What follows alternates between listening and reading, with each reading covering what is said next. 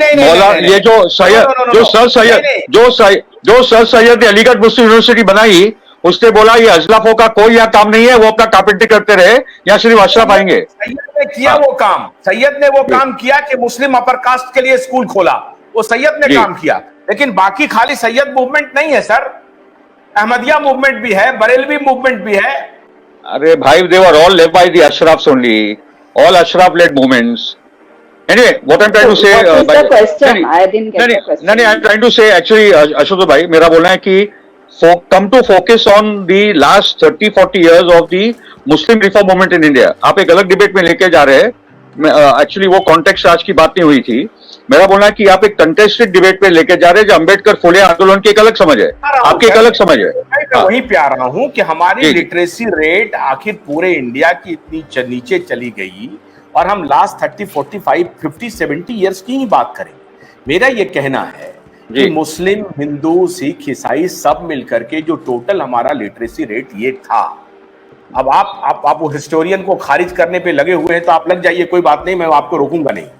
मेरा ये कहने, हम तो आपको इन्फरेंस ड्रॉ कर रहे हैं कि अभी जो हम नीचे चले गए, अभी जैसा नूरजहां ने कहा कि हमारे यहाँ कोई अंबेडकर नहीं आया, अंबेडकर नहीं आया, तो किसने रोका था अंबेडकर को लाने में?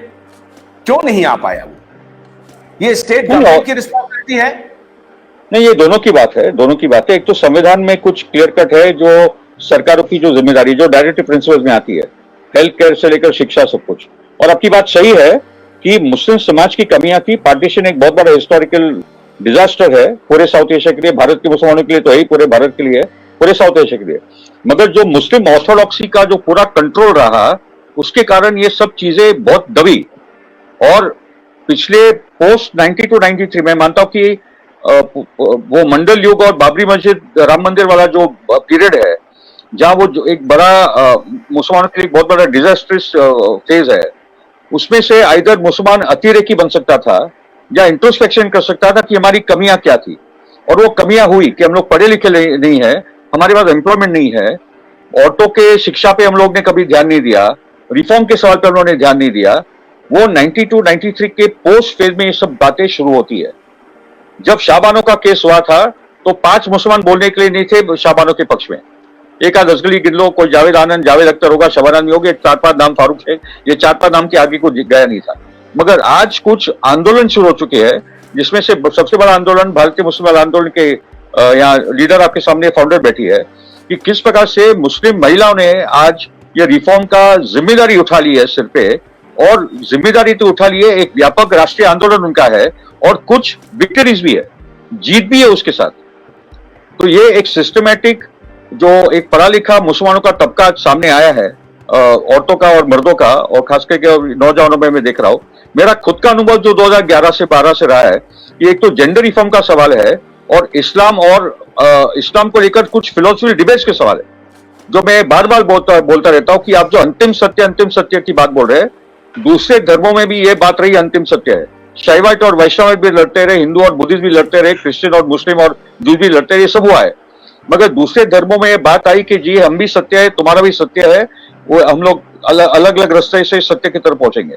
वो फिलोसफिकल डिबेट अभी इस्लाम में आने लगी है, और हम जैसे लोग जो दुनिया में हैं, वो ये कोई आसान नहीं है सवाल इस्लाम के अंदर पूछना, जिस प्रकार से गर्दनें कट जाती है, मगर हम लोग ये सवाल पूछ रहे हैं। तो one is, I think, let us focus on the issue of gender reform, the victory on Haji Ali, the victory on instant triple talaq, the fact that Noorjahan has gone to the supreme court call for an end to polygamy. हम लोगों ने जाकिर नायक को challenge किया था, और आज जाकिर नायक के supporters हमको फेसबुक और ट्विटर पे चैलेंज नहीं कर सकते, क्योंकि वो एक्सपोज हो जाते हैं। हम लोग कुछ बहुत बुनियादी मॉरल प्रिंसिपल्स क्वेश्चंस पूछ रहे हैं, जो अभी पहले तो आ जाते थे मूर्खों की तरह, मगर वो एक्सपोज होते गए। ओके, आप सेक्युलर डेमोक्रेसी में रहने की बात करेंगे, आप इक्वल राइट्स की बात करेंगे, और बाद में जाकिर नायक बोलेगा कि इस्लामिक राष्ट्र में तो आपको प्रैक्टिस करने का भी अधिकार अपने घरों में है, आप चर्च और मंदिर तो बना ही नहीं सकते, प्रीच और कन्वर्जन का तो अधिकार खाली इस्लाम का है, क्योंकि इस्लामी सही धर्म है, क्योंकि 2+2 4 होता है, इस्लाम 2+2 4 है, हिंदू धर्म 3+5 20 है। जाकिर नायक एक मूर्ख आदमी है, जिसको फिलोसफी और मैथमेटिक्स का फर्क नहीं पता। मगर जो खतरे की बात थी कि पढ़ा लिखा मुस्लिम सूट टाइप पहनने वाला, अंग्रेजी बोलने वाला, डॉक्टर इंजीनियर टाइप लोग जाकिर नायक के इसमें जाते थे, जैसे अपने सदगुरु की बात की कि पढ़े लिखे लोग वहां जा रहे हैं, भाई तो हो क्या रहा है? तो धर्मों का जो संकट है, धर्मों का जो संकट है, तो धर्म की व्याख्या, धर्म actually what do we mean by religion? For me it is about compassion and mercy और इक्वालिटी और डिग्निटी। जो धर्म ये देगा उसमें धर्म में लोग रहेंगे, नहीं तो लोग निकल जाएंगे। इनफैक्ट मैं तो मानता हूं कि गांधी जी ने हिंदू धर्म को बचा लिया, अगर वो रिफॉर्म नहीं होता तो पता नहीं क्या होता। तो इसी प्रकार से मैं आपको एक छोटी एग्जांपल दे दूं, बहुत इंटरेस्टिंग बात है भाई साहब। जावेद अनवर और मैं we were talking to Muslim friends in the US, one from Malaysia, वो मलेशियन पंजाबी है, and the others are Pakistani American. क्योंकि मैंने बताया था कि ex Muslim of India movement शुरू हो चुकी है, कि इनको इस्लाम में रहना ही नहीं है, ठीक है। तो क्योंकि आपके पास क्योंकि प्रोग्रेसिव रिफॉर्म स्पेस नहीं है, वो मस्जिद में जाके आपको कुछ मिलता नहीं है, तो वो एक पोल आया है अमेरिका के अंदर कि 70% of American Muslims do not go to the mosque, क्योंकि वो स्पेस ही नहीं है कुछ इंटेलेक्चुअल देने के लिए। So now the progressive space increasing, there are Muslims who are returning back to Islam because of the progressive space. It makes sense to the heart and the soul. Okay, तो जो philosophical debate का सवाल है इस्लाम के अंदर, वो एक, I mean, there are people like Arshad Alam whom you need to invite who are asking very difficult questions. वो तो हमसे बहुत आगे है। सुल्तान शाहीन है आपके दिल्ली के, उनसे आपको बात करनी चाहिए। उन्होंने कैसे कट्टरवादी इस्लाम का मुकाबला किया है, आईसिस, अलकायदा से लेकर ये तहरीक तालिबान वगैरह वगैरह, ये जो मैनिफेस्टोज है, उन्होंने किस प्रकार से सवाल खड़े किए हैं, कैसे उनकी वेबसाइट हर महीने अटैक होती है, ये लोग अपनी जान पे खेलकर काम कर रहे हैं। Okay, so the point is के one is it is well known Indian Muslims are not well educated, we have all kind of problems and all that is true, मगर post 92-93 कुछ बदला है।